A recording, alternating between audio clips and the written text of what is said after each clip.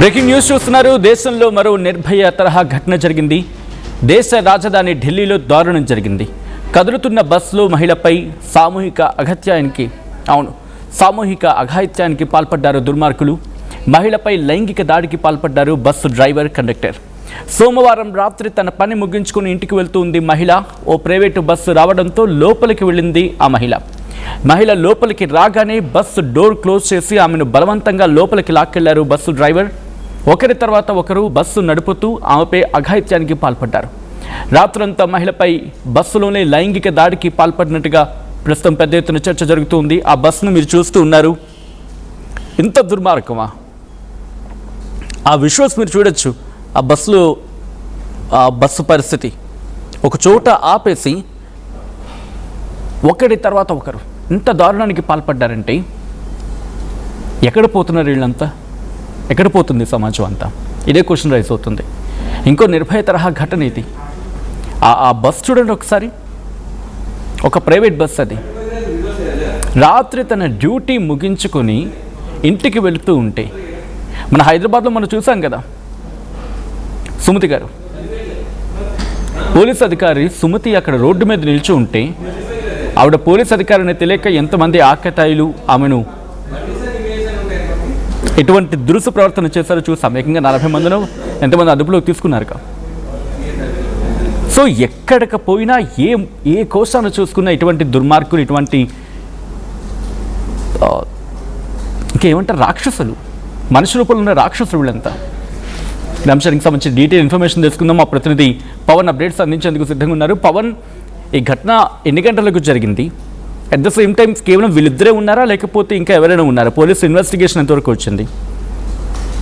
సచిన్, ఢిల్లీలో మరో దారుణం చోటు చేసుకుంది. నిర్భయ తరహా ఘటన మళ్ళీ తలపించేలా కదులుతున్న ప్రైవేట్ బస్సులోంచి ఓ మహిళపై దుండగులు లైంగిక దాడికి పాల్పడ్డారు. ఈ అమానవీయ ఘటన రాణిబాగ్ ప్రాంతంలో చోటు చేసుకోవడం జరిగింది. మే 12న రాత్రి బాధిత మహిళ తన పని ముగించుకొని ఇంటికి వెళ్లేందుకు ఆమె సరస్వతి విహార్ బస్ స్టాండ్ వద్ద వేచి ఉన్న సమయంలో సరిగ్గా అదే సమయానికి అక్కడికి ఒక ప్రైవేట్ బస్ అయితే రావడం జరిగింది. సో ఆ రాత్రి వేళ కాబట్టి ఎలాగైనా ఇంటికి చేరుకోవాలనే క్రమంలో ఒక ప్రైవేట్ బస్సును అయితే ఆశ్రయించడం జరిగింది. ఏ సమయంలోనే ఇటు ప్రైవేట్ బస్సులు కావచ్చు, గవర్నమెంట్ బస్సులు కావచ్చు, ఇంటికి చేరుకునే విధంగా ఎవరైనా సులభ మార్గాలను ఎంచుకుంటా ఉంటారు.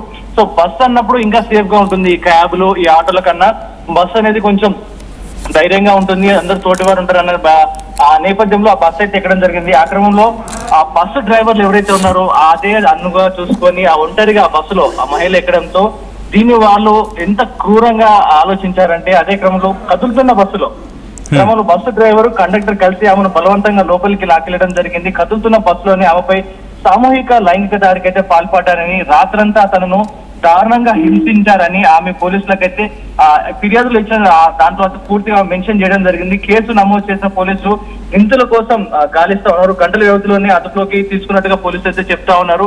కానీ ఒక పక్క బస్సులో సేఫ్ గా ఉంటుంది, ఆశయం తీసుకుంటాను, ఇంటికి వెళ్ళి చేరుకుంటాను అనే సమయంలో ఏకంగా బస్సు డ్రైవరు, బస్సు కండక్టరే ఇంత దారుణానికి పాల్పడతారు అని ఊహించలేకపోతాను. అందరూ కూడా మరొక నిర్భయ కేసు బయటికి రావడం జరుగుతా ఉంది. దీన్ని ప్రతి ఒక్కరు కూడా ఖండిస్తా ఉన్నారు. ఆ ఇద్దరు దుర్మార్గులు ఎవరైతే ఉన్నారో వారికి కఠినమైన శిక్ష పడాలి, ఉరిశిక్ష పడాలంటూ కూడా పెద్ద ఎత్తున నినాదాలు చేస్తా ఉన్నారు. ఎందుకంటే ప్రతిసారి ఇలాంటి ఘటన జరిగిన ప్రతిసారి నిర్భయ చట్టం లాగా వారికి కూడా కఠినమైన శిక్ష పడితేనే మరో ఇంకొక 5-6 సంవత్సరాల వరకు కూడా అందరికీ భయం ఉంటుంది.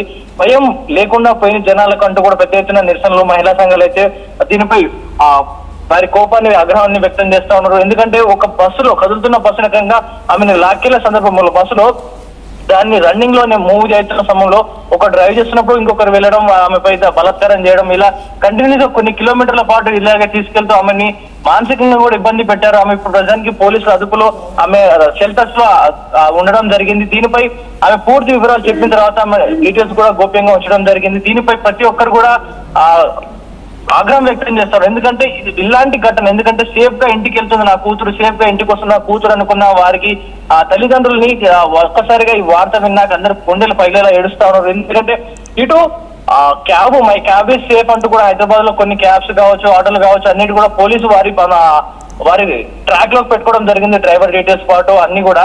కానీ ఇక్కడ ఏకంగా బస్సులే ఏకంగా ఇటు ప్రైవేట్ ట్రావెల్ బస్సులు కూడా ఎలా తిరుగుతున్నాయంటే ఇటు ఆర్టీసీకి వారి రూల్స్ ప్రకారమే పనిచేయాలి, వారి డ్రైవర్లే ఉంటారు చాలా వరకు కూడా. ఎందుకంటే ప్రైవేట్ బస్సులు అయినప్పటికీ కూడా కండక్టర్లు కావచ్చు, వీరు గవర్నమెంట్ అధికారులు ఉంటారు, కానీ వీరి హ్యాండ్ ఓవర్ లోనే నడవాలి బస్సులు కూడా అనేది ఒక నియమం ఉంటుంది. కానీ ఇక్కడికి ఆ ప్రైవేట్ బస్సులు ఎవరి అనుమతితో తోలుతా ఉన్నారు, ఎవరి అండ తీసుకొని తోలుతా ఉన్నారు, ఈ ప్రైవేట్ ట్రావెల్స్ వెనకాల హస్తం ఎవరిది, ఈ మనుషులు ఎవరనేపై పోలీసులు పూర్తిగా దర్యాప్తు అయితే చేస్తా ఉన్నారు సచిన్.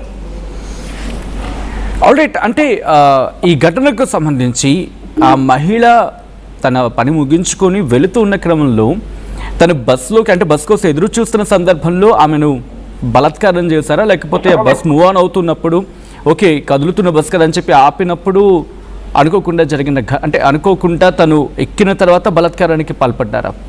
అక్కడ ఎటువంటి సీసీ ఫుటేజ్కి సంబంధించి డిస్కషన్ జరుగుతుంది, ఎందుకంటే ఒక ఎవిడెన్స్ అనేది ఉంటే ఇంకాస్త ఇన్డెప్త్గా వెళ్ళే అవకాశం ఉంటుంది కదా.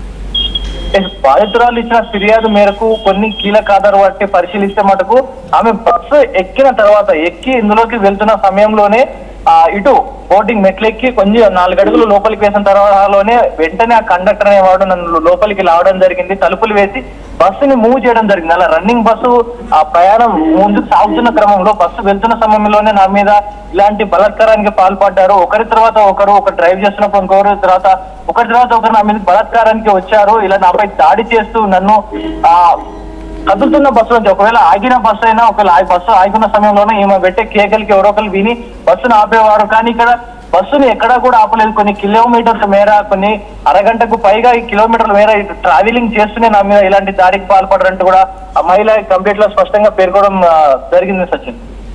ఆల్రైట్, రిక్వెస్ట్ ఒక్కసారి మీ లైన్లో ఉండే ప్రయత్నం చేయండి. ఈ కథనం మిమ్మల్ని కాస్త కలవరపరచవచ్చు, అయితే మిమ్మల్ని కలవరపాటు గురి చేయడం ఆర్టీవీ ఉద్దేశం కాదు. కానీ ఇటువంటి కథనాలు చూసినప్పుడు కాస్త కలవరపాటు గురే అవకాశం ఉంటుంది కాబట్టి దీనికి సంబంధించి తగిన జాగ్రత్తలు తీసుకోవాలని ఆర్టీవీ సూచించడం జరుగుతోంది. This is a disturbing content, video discussion is highly advised.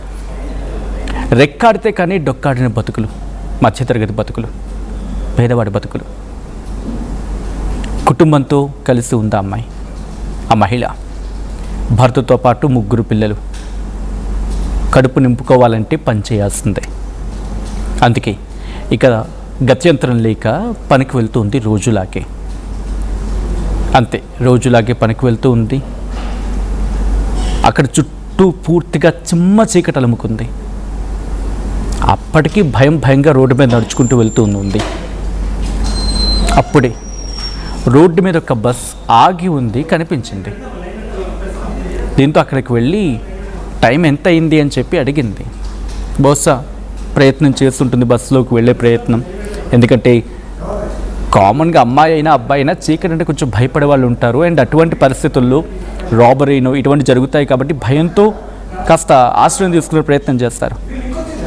అయితే టైం చెప్పారు, ఆమెలో ఉన్న కాస్త భయం కూడా పక్కకు వెళ్ళిపోయింది. వీళ్ళైతే ఇంటి వరకు వెళ్ళి సాయం చేయాల్సిన వాళ్ళు చాలా దారుణంగా, అత్యంత అమానవీయంగా ప్రవర్తించారు. బస్సులోకి లాక్కెళ్ళి బస్సు పోనిస్తూ అఘాయిత్యానికి పాల్పడ్డారు. ఒకరి తర్వాత ఒకరు బస్సు నడుపుతూ డ్రైవర్, కండక్టర్ ఇంతటి దుర్మార్గానికి పాల్పడ్డారంటే పోలీసులు అలాగే బాధితురాలు చెప్తున్న డీటెయిల్స్ నేను చెప్పే ప్రయత్నం చేస్తున్నాను. కరెక్ట్గా ఇది 2-3 రోజుల కిందట, అంటే మే 11వ తారీఖున ఘటన జరిగింది. అది పీతంపుర. అక్కడ బస్తీలో ఉంటుంది మహిళ. మంగోల్పురి అని చెప్పి ఒక ఫ్యాక్టరీలో అక్కడ పనిచేస్తుంది. మంగోల్పురిలో ఉన్న ఒక ఫ్యాక్టరీలో పనిచేస్తూ ఉంది. సోమవారం రాత్రి పని అయిపోయింది, ఎప్పటిలాగే నడుచుకుంటూ ఇంటికి వెళ్తోంది. నైట్ అయింది. సరస్వతి విహార్ దగ్గరలోకి వచ్చింది. అక్కడ బస్ స్టాప్ ఉంది, బస్ స్టాప్ దగ్గర ఆగింది. అయితే దురదృష్టవశాత్తు అక్కడ ఈ స్లీపర్ బస్ కూడా ఆగింది. అక్కడికి వెళ్ళిన తర్వాత అక్కడ నిలబడి